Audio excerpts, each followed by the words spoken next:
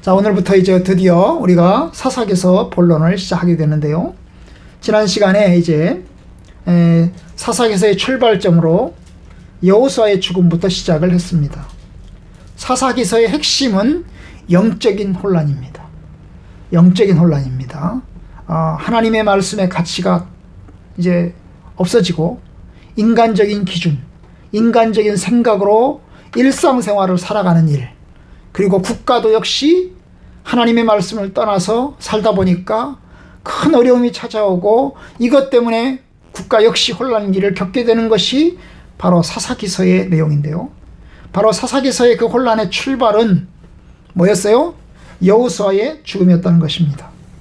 여호수아가 죽었다는 게 혼란이 아니고 여호수아가 죽었는데 그 다음 지도자를 선출하지 못했다는 거예요. 그 다음 지도자를 하나님이 이스라엘 백성들이 세우지 못했다는 게 혼란의 시작인 것입니다. 사실 지도자가 없으면 나라는 혼란에 빠지게 돼 있어요. 지도자가 없으면 가정도 혼란에 빠지게 돼 있어요. 가정의 식구들도 역시 큰 어려움을 당하게 되었습니다. 바로 이게 혼란의 시작입니다. 이 지도자가 얼마나 중요하냐 하는 것을 우리는 사사기서를 통해서 봅니다. 물론 중간중간에 이스라엘 백성들이 혼란에 빠지니까 하나님이 지도자를 세우십니다. 그게 바로 사사예요. 사사는 이제 판관이라고도 그러고 재판관이라고도 그러는데 어쨌든 재판하는 지도자, 그리고 위기가 있을 때는 백성들을 이끌고 전쟁에 나가서 싸우는 지도자, 평상시에는 백성들을 다스리는 지도자, 이것이 바로 사사들입니다. 그래서 이 혼란기 속에서 사사들이 등장을 해서 이스라엘 백성들을 이제 지도하고 인도해 가긴 하지만, 그러나 이 사사는 또 언젠가는 죽기 때문에 여러분, 사사가 또 죽고 나면 이스라엘은 다시 혼란기에 빠지는 이러한 반복을 거듭하게 됩니다. 자, 오늘 말씀에서 또 하나의 문제를 보게 되는데요. 이스라엘 백성들이 큰 혼란에 빠지게 된 또 하나의 이야기를 우리가 보길 원합니다. 바로 그것은 가나안 정복을 하면서 이스라엘 백성들이 가나안 땅을 정복하면서 가나안 땅을 완전히 정복하지 못하고 가나안 땅의 문화를 그들이 받아들이기 시작했다는 것입니다. 아니, 겉으로는 가나안을 정복하고 있었지만 속으로는 가나안의 그 문화와 생각들을 받아들이고 있었어요. 겉으로는 먹어 삼키면서 속으로는 뭐예요? 그 가나안의 잘못된 생각들을 이스라엘 백성들이 받아들이고 있었다는 것입니다. 이게 굉장히 큰 혼란입니다. 자, 오늘 본문에 보면 출발은 이스라엘 백성들이 가나안을 정복하는 이야기부터 시작됩니다. 바로 유다 지파가 하나님의 명령을 받아서 가나안을 정복하는 이야기부터 이야기를 시작을 합니다. 2절, 유다가 올라갈지니라 내가 이 땅을 그의 손에 넘겨주었노라. 하나님께서는 유다 지파를 향해서 너희들이 먼저 올라가서 가나안 땅을 정복하라, 하나님께서 선봉에 서라고 이야기를 했어요. 그래서 이 유다 지파가 선봉에 서서 가나안 땅을 정복하는 일을 시작하게 됩니다.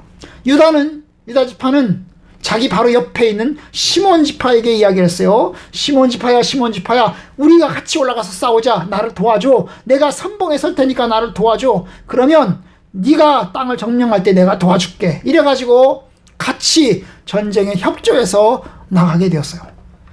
왜냐하면 이 유다 지파와 시몬 지파는 같은 아주 가장 가까운 지경 안에 있거든요. 마치 뭐와 같아요? 바로 서울하고 경기도랑 똑같은 거예요. 여러분, 경기도 안에 서울이 있죠, 그죠? 경기도가 넓은 원이고 그 넓은 원 안에 서울이 있어요. 이 이스라엘 가나안 땅도 마찬가지예요. 여러분, 가나안 땅도요, 유다 지파가 넓은 지역에 있어요. 유다 지파가 넓은 지역에 있고 유다 지파 넓은 지역 안에 뭐가 있어요? 시몬 지파가 자리를 잡고 있어요. 그러다 보니까 이 유다 지파가 이제 시몬 지파 보고 우리 같이 올라가서 전쟁하자. 그러면 나를 도와주면 우리가 당신을 도와주겠다. 이래가지고 올라가서 전쟁을 시작을 했어요. 어디를 쳤습니까? 어디를 쳤어요? 4절에 보면 가나안 족속, 브리스 족속을 이제 치기 시작을 했어요. 하나님께서 그 족속들을 넘겨주셨고, 결국 이제 베색이라고 하는 곳에서 이 가나안 족속들 1만 명을 죽였어요. 1만 명을 죽였죠. 그러자 베색의 지도자인 이 아도니 베색이 도망갑니다. 지도자가 도망을 가요. 그래서 그 지도자를 쫓아가서 그 지도자를 잡았어요. 그리고 어떻게 했죠? 어떻게 했어요? 잡아가지고는 그 사람의 엄지발가락, 엄지손가락 이거죠. 엄지손가락 이거죠. 엄지손가락, 양쪽 엄지손가락, 그 다음 발의 엄지발가락을 잘랐어요. 엄지발가락을 잘랐어요. 왜 엄지발가락일까요? 응? 총 쏘는 방아쇠면은 이쪽 손을 잘라버리면 총을 못 쏘는데 이걸 잘랐단 말이에요. 이걸 왜 못 잘라? 왜 이걸 잘랐을까? 이게 상징이야, 상징. 응? 상징. 응? 상징으로서 이제 지도자의 행세를 못한다. 그런 상징으로서 이제 정상적인 인간이 아니다. 그런 뜻에서 엄지손가락, 엄지발가락을 잘랐습니다. 그리고 이 아도니 베색을 어디로 끌고 가요? 예루살렘으로 끌고 가서 예루살렘에서 죽였어요. 예루살렘에서 이제 이 아도니 베색이 죽었습니다. 그리고 유다 자손이 이제 예루살렘을 쳐서 점령을 하고, 그리고 더 나아가서 9절에 가면 산지와 남방과 평지에 거주하는 가나안 족속과 싸웠다고 그랬어요. 이스라엘은 이제 이게 나라 자체가 산이 있는 산지가 있고, 그 다음에 산지에서 내려오다가 뭐예요? 이렇게 평지가 또 있어요. 평지가 있고, 그 다음에 또 내려와서 뭐가 있어요? 사해까지 내려오는 아주 저층지대가 있는 것입니다. 바로 그걸 이야기하는 거예요. 산지와 남방. 이 남방은 바로 이제 남쪽에, 이 이스라엘 지역의 남쪽에 있는 뭐예요? 광야 지역을 얘기합니다. 남쪽의 광야 지역과 그 다음에 산지, 예루살렘도 산지예요. 예루살렘 산지, 그 다음에 헤브론도 산지예요. 그 산지 지역과 그 다음에 조금 내려와서 평야지대. 이 평야지대는 거기서 사람들이 농사를 지어요. 그래서 이 농사를 지는 이 지역까지 이제 가나안 족속과 싸워서 이제 싸우게 됩니다. 그리고 10절에 보면 헤브론에 내려가서 이제 헤브론에 거주하는 가나안 족속을 또 쳐가지고 뭐예요? 헤브론 지역을 또 점령하게 되었습니다. 그리고 또 이제 12절 이하에 보면 이 갈렙이라는 사람이 유다 지파의 한 사람인데, 이 갈렙이라는 사람이 기랴세벨을 쳐서 이제 어떻게 합니까? 거기를 또 점령을 합니다. 그 기랴세벨을 쳐서 그 지역을 점령합니다. 남방 지역이에요. 남방 지역. 이 헤브론 지역의 더 남쪽으로 내려온 광야지대를 이야기하는데, 이 광야지대를 또 쳐가지고 거기를 또 뭐예요? 점령을 또 하게 됩니다. 그리고 또 17절에 가면 유다가 그의 형제 시몬과 함께 가서 스밧이라고 하는 것을 또 쳐요. 이 스밧을 쳐서 스밧에 거주하는 또 가나안 족속을 쳐서 그것을 또 진멸하였다고 했어요. 그 지역에서. 그러니까 여기저기 이스라엘 가나안 땅에 여기저기 동서남북 여기저기를 쳐가지고 땅을 넓혀가는 거예요. 땅을 넓혀가고 점령해가는 것을 보게 됩니다. 18절 유다가 또 가사와 그 다음에 아스글론, 그 다음에 그 지역, 그 다음에 에그론과 그 지역을 점령하였다고 했어요. 이 가사와 아스글론과 에그론은 이제 이스라엘 땅을 기준으로 하면 지중해 서쪽입니다. 지중해 쪽으로 가까운 서쪽 지역을 또 점령했다는 것입니다. 지금의 이스라엘의 가자지구라고 그러는데요. 이 가자지구 이쪽을 치게 됩니다. 이스라엘에서 이집트로 내려가는 이제 그 평지, 바닷가, 해변가 지역을 얘기하는데요. 그 해변가 지역을 쳤어요. 이 지역이 블레셋 지역인데 이 블레셋을 쳤다고 그랬어요. 블레셋을 점령하였고 또한 19절 여호와께서 유다와 함께 하셨으므로 그가 산지 주민을 또 쫓아냈다. 산지 주민을 또 쫓아냈다고 그랬어요. 여러분, 그러니까 유다 지파가 여기저기를 땅덩어리를 넓혀갑니다. 여기저기 전쟁을 벌여가지고 땅덩어리를 크게 넓혀가고 있는 걸 보게 됩니다. 여러분, 이스라엘이 몇 개의 지파가 있어요? 12지파가 있죠. 12지파가 가나안 땅을 점령을 했어요. 가장 넓은 땅을 차지한 곳은 어느 지파일까요? 맞아, 유다 지파요. 유다 지파가 가장 넓은 지역을 차지했어요.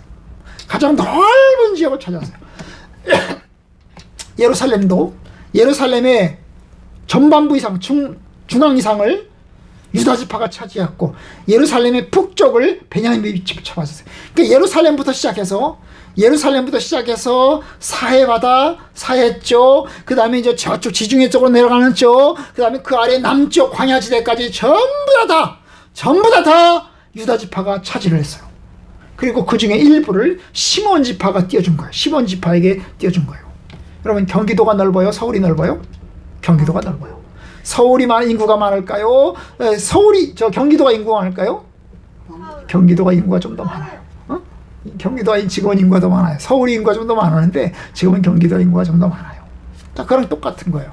그렇게 유다지파가 여기저기를 쳐서 점령을 하고 있어요. 그런데 그러면 이렇게 잘 나가고 있네. 유다지파가 잘하고 있네. 여기저기를 쳐서 점령하고 있잖아. 여기 정복하고 있네. 전쟁에서 지금 승리하고 있네. 오, 잘하고 있는 거잖아. 이렇게 생각을 하겠지만 여러분, 문제가 하나 있어요. 그 문제가 뭘까요? 여러분, 점령하는 과정에서 외부적으로는 그 땅을 점령하고 있지만 완전히 점령하지 못하고 내부적으로는 그들의 문화를 받아들이고 있다는 거예요. 그 한 예가 뭘까요? 여러분, 그 한 예가 바로 아도니 베색을 잡은 거예요. 여러분, 6절 7절에 보면 아도니 베색을 쳐가지고 거기서 1만 명의 가나안 족속을 죽였는데 누구를 잡았어요? 그 베색의 왕 우두머리 아도니 베색을 잡았어요. 아도니 베색을 잡아서 뭘 했죠? 엄지손가락, 엄지발가락을 잘랐어요. 그런데 여러분, 이 엄지손가락, 엄지발가락을 자르는 것은 가나안의 문화예요. 이스라엘의 문화가 아니에요. 하나님이 이스라엘 백성들에게 모세 율법에서 얘들아, 너희들이 가나안 땅을 점령하면 그 지도자들의 엄지손가락, 엄지발가락을 잘라라! 그런 얘기 없어요.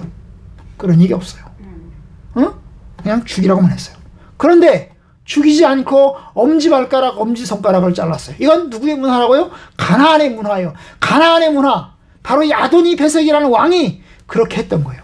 아도니 베색은 어떤 왕이었어요? 이 사람은 아주 무서운 왕이었어요. 그래서 이제 이 사람이 얘기를 하는 거예요. 7절. 아도니 베색이 이르되 옛적에 70명의 왕들이 그들의 엄지손가락과 엄지발가락을 잘리고 내 상 아래에서 먹을 것을 주었는데 하나님 내게 행한 대로 내게 갚으시미로다 하니라. 이 아도니 베색이 여기저기 전쟁을 하면서 전쟁에 나가서 이긴 지역의 왕들을 잡아가지고 그 왕들의 엄지손가락과 엄지발가락을 잘랐다고 그런 일을 했어요. 그리고 이 왕들을 자기 밑에서 종처럼 부려먹었다고. 그런데 아도니 베색이 정작 자기도 잡히면서 자기도 엄지손가락, 엄지발가락을 잘린 거야. 그러니까 이 아도니 베색이 하는 말이야. 아니, 내가 그렇게 했는데, 내가 70명을 그렇게 만들었더니 하나님이 나한테 보응하셨네. 내가 벌 받았네. 인광보. 내가 잘못했네. 그러니 나에게도 벌을 주셨네. 그 얘기잖아요. 그죠? 그러니까 여러분, 이 유다지파가 뭐래요? 아도니 베색을 잡고 아도니 베색을 죽이지 않고 엄지손가락과 엄지발가락을 자른 것은 가나안의 문화를 받아들인 거예요. 한편으로는 자랑하고 싶겠죠. 내가 승리자다. 내가 이인자다. 너희는 내 말을 들어야 된다. 너는 나를 섬겨야 된다. 이런 거랑 똑같은 거예요. 여러분, 하나님이 사울왕에게 이야기를 했어요. 뭐라고 얘기했죠? 사울아, 아말렉 족속을 쳐서 아말렉 족속을 다 죽여라. 하나님이 말씀하셨어요. 그런데 이 사울이 아말렉을 치면서 어떻게 하죠? 아말렉의 왕을 잡아와요. 아말렉의 왕을 잡아오는 게 아니라 아말렉의 왕을 잡아오면서 아말렉에서 노획물을 가져오는데 가장 좋은 거, 소 중에서 가장 좋은 거, 양들 중에서 가장 좋은 짐승들을 잡아왔어요. 죽이지 않고 잡아왔어요. 너 왜 안 죽였어? 사울, 왜 저 왕을 안 죽였어? 왜 저 노획물을 가져온 거야? 그랬더니 하나님이 내게 승리를 주셨습니다. 내가 하나님한테 이 제물을 바치려고 제가 가져왔습니다. 그럴 때 사무엘이 말했죠. 순종이 제사보다 낫다. 순종이 제사보다 낫지 않냐? 너는 불순종하였다. 하나님의 말씀에 불순종하였다. 따라서 너는 왕직을 유지하지 못할 것이다. 여러분, 그거랑 똑같은 거예요. 사무엘이 사울에게 한 말. 사울이 이 왕을 죽이지 않고 잡아오고 그 다음에 좋은 예물을 잡아온 거랑 똑같은 거예요. 이들도 역시 가나안의 문화를 받아들이고 있는 것입니다. 또 하나 볼까요? 여러분, 우리가 읽었는데요. 갈렙의 이야기가 있어요. 1장 12절부터 시작해서 16절 사이에 보면 15절 사이에 보면 갈렙의 이야기가 나오는데요. 여러분, 갈렙이 이제 유명한 지도자잖아요. 그죠? 갈렙이 유명한 지도자예요. 이 갈렙이 뭐예요? 여호수아와 갈렙 두 사람만 가나안 땅에 들어간 사람이죠. 그런데 이 갈렙이 나이가 많았는데 이 유다 지파의 가장 중요한 지도자였는데 여러분 나이가 많은 이 지도자 아주 중요한 지도자 이 사람이 어떻게 합니까? 남쪽을 공격하면서 어떻게 해요? 거래를 해요. 거래를 뭔가 내놓는 거야. 뭘 내놔? 누구든지 기랴세벨을 쳐서 점령하는 자에게는 내 딸 악사를 주겠다라고 딱 뭐예요? 내걸어. 자기 딸을 내거는 거야. 누구든지 기랴세벨을 쳐서 이기는 사람에게는 내 딸 악사와 함께 결혼시켜 주겠다는 거야. 그러니까 누가 했어요? 온니엘이라는 사람이 용감하게 나가서 싸워서 이제 어떻게 해요? 결국 이 갈렙의 딸과 결혼을 하게 됐던 것입니다. 여러분 이게 한편으로 보면 좋은 이야기죠. 이 갈렙이라는 사람이 참으로 이 가나안 땅을 점령하는데 정말로 용감하게 자기가 할 수 있는 최선의 것을 내세워서 그 일을 이루었다 하겠지만 여러분 이것도 역시 여러분 자기 딸을 물건처럼 내놓은 거잖아요. 자기 딸을 물건처럼 내놓는 거잖아요. 그럼 갈렙은 뭐예요? 갈렙은 결정권이 아무것도 없는 거야. 갈렙은 아무 결정권이 없는 거야. 뒤에 가면 우리가 보겠지만 입다하고 똑같은 거야. 입다가 전쟁터에 나가면서 하나님 내가 전쟁에서 이기게 되면 내가 가장 먼저 집으로 돌아올 때 나를 반갑게 맞이해주는 그 사람을 걔를 하나님께 번제물로 바치겠습니다. 그랬더니 가장 먼저 반갑게 맞이한 사람이 누구였어요? 네, 그의 딸이었잖아요. 입다의 딸. 결국 번제물로 바쳤잖아요. 비슷한 거야. 번제물로 내세우지 않았을 뿐이지 번제물로 내세우지 않았을 뿐이지 여러분 이게 이제 자기 딸을 뭔가 내세워 가지고 일을 하게 됩니다. 하게 돼요. 그럼 이게 이제 가나안의 문화들인 거예요. 가나안의 문화들인 것입니다. 또 볼까요? 여러분 18절에 보면 18절도 마찬가지고 8절도 마찬가지인데 유다 자손이 예루살렘을 쳐서 점령했다고 그랬어요.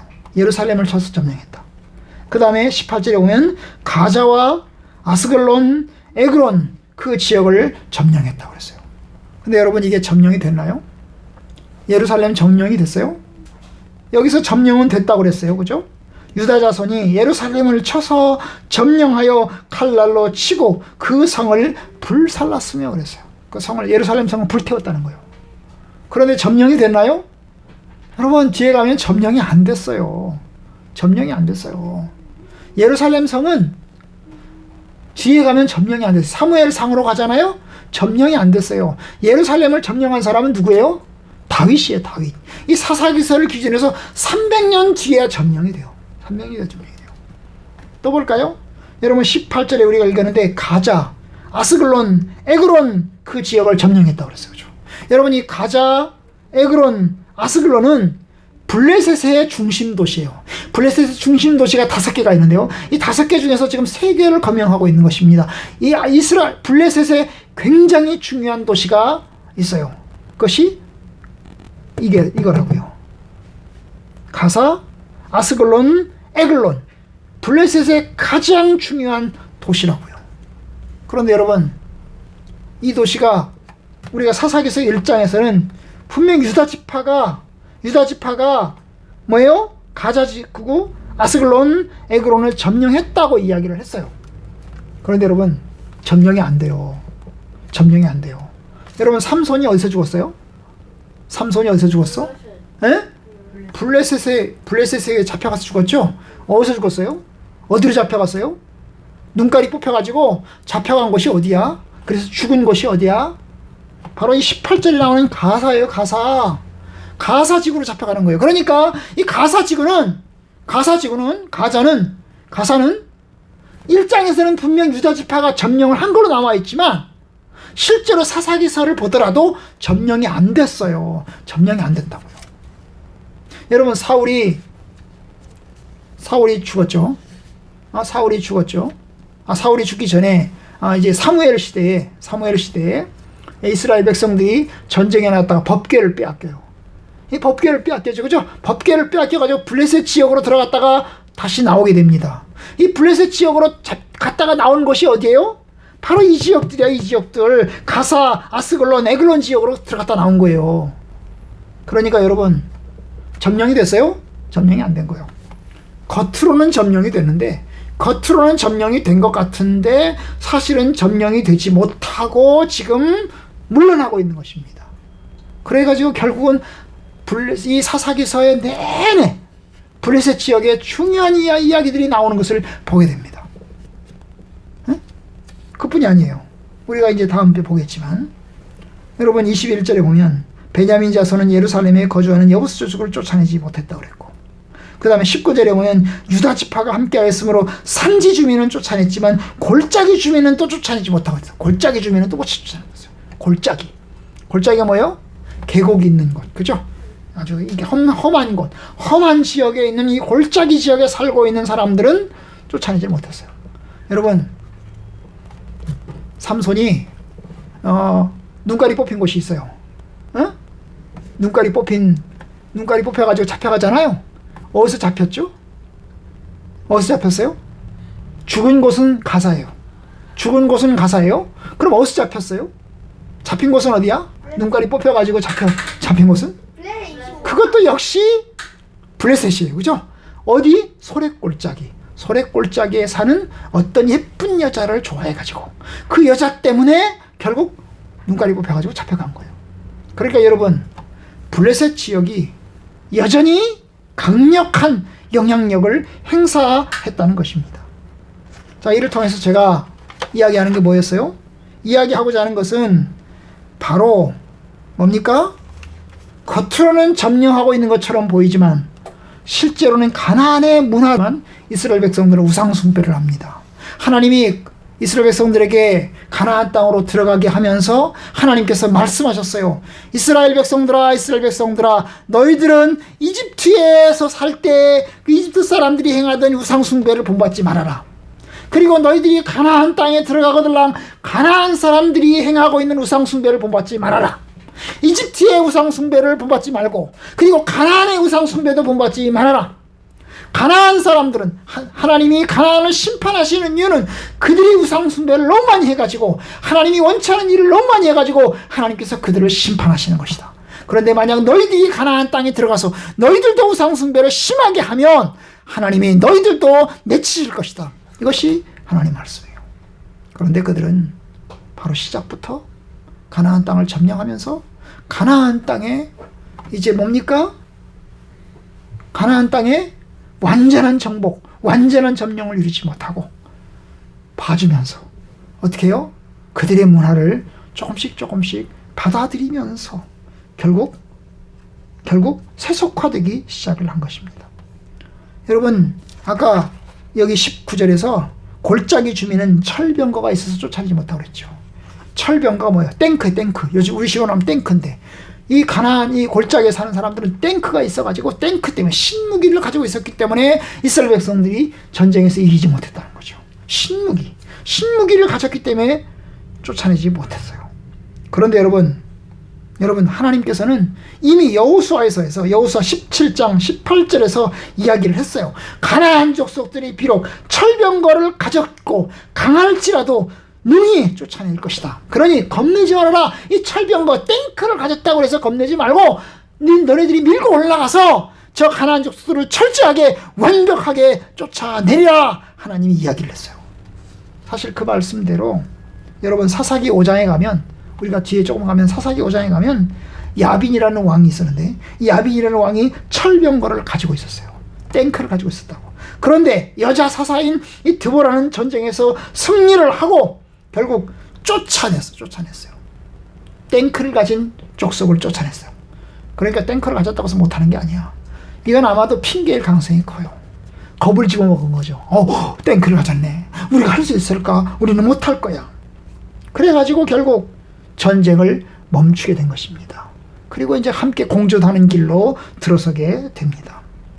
여러분, 가나안과의 전쟁에서 승리하는 가운데 그들의 문호를 수용하고 닮아가고 있었습니다.